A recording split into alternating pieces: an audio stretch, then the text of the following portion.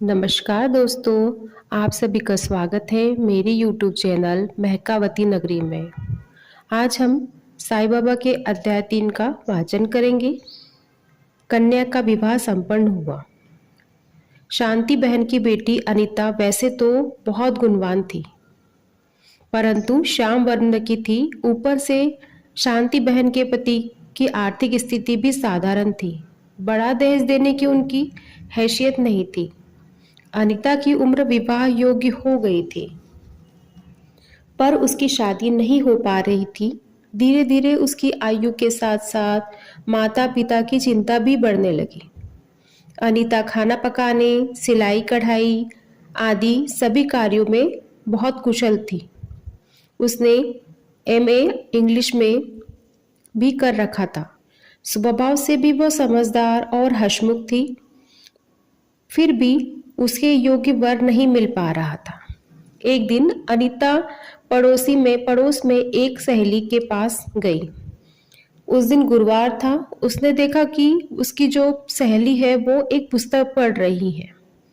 सुनीता ने पूछा, यह क्या पढ़ रही हो? तब उसकी सहेली ने कहा, यह साईं बाबा की पुस्तक है। यह साईं बाबा व्रत की किताब है। हमारी मामी के यहाँ आज इस व्रत का उद्यापन हुआ। जहां उन्होंने अपने उद्यापन में सबको यह साईं बाबा व्रत कथा की एक एक पुस्तकें बांटी। जब अनीता ने किताब हाथ में ली और कुछ पृष्ठ पढ़े तो साईं बाबा की कृपा से उसके मन में यह व्रत करने की इच्छा जागृत हुई। वह पुस्तक सहेली से लेकर घर आ गई तो साईं बाबा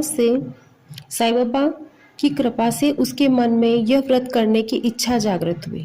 वह पुस्तक सहेली के लिए गुरुवार को सुबह 11 गुरुवार तक व्रत करने की मन्नत मांगकर अनीता ने साईं बाबा का व्रत करने का संकल्प लिया।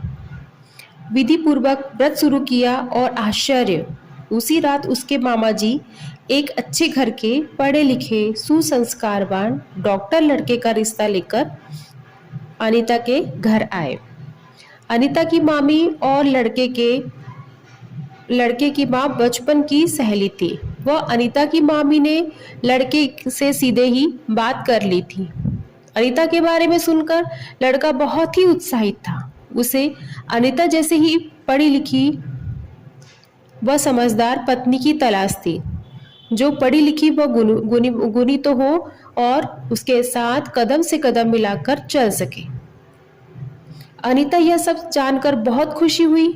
एक ही माह में सादगी पूर्वक समारोह में अनीता का विवाह संपन्न हुआ। बोल साईनाथ महाराज की जय। यही साईं बाबा के अध्याय 3 कन्या का विवाह संपन्न हुआ।